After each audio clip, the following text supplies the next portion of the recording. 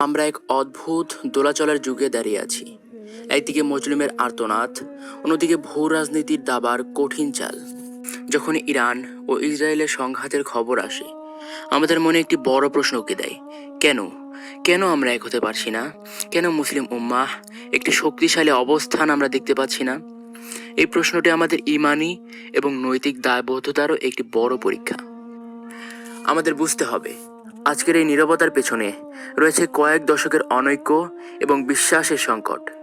দীর্ঘকাল ধরে চলে আসা মাঝহাবি সিয়াসুন্নি বিভেদ, রাজনৈতিক আধিপত্যের লড়াই এবং বিদেশি শক্তির ওপর আত্মনির্ভরশীলতা আমাদের মেরুদণ্ডকে দুর্বল করে দিয়েছে। আমরা যখন দেখি একটি মুসলিম দেশ আক্রান্ত হচ্ছে, তখন আমাদের হৃদয় রক্তক্ষরণ হয়, কিন্তু পরোক্ষ নেই। যখন আমরা দেখি সেই সংকটের পিছনে হাজারো রাজনৈতিক সমীকরণ, তখন আমরা থমকে যাই। আমরা যেন ভুলে বসেছি মুমিনরা তো একে অপরের ভাই, অথচ আজ ভাইয়ে ভাইয়ে অনেকের শত্রু সব থেকে বড় অস্ত্র হয়ে দাঁড়িয়েছে। কেন আমরা পাশে দাঁড়াচ্ছি না? কেন আমরা তাদের পাশে দাঁড়াচ্ছি না? এর উত্তর লুকিয়ে আছে আমাদের অভ্যন্তরীণ দুর্বলতায়। অনেক মুসলিম রাষ্ট্র আজ অর্থনৈতিক ও সামরিকভাবে অন্যদের উপর এতটাই নির্ভরশীল যে স্বাধীনভাবে কোনো সিদ্ধান্ত নিতে পারে না।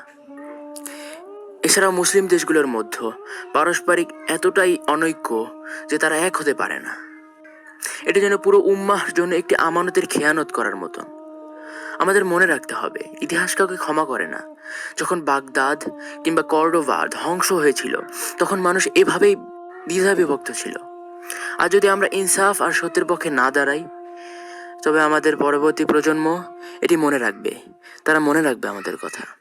হে সচেতন ভাইয়েরা, আসুন আমরা বিভেদের দেয়াল ভাঙার চেষ্টা করি, অন্তত নিজেদের জন্য, অন্তত মুসলিম উম্মাহর জন্য।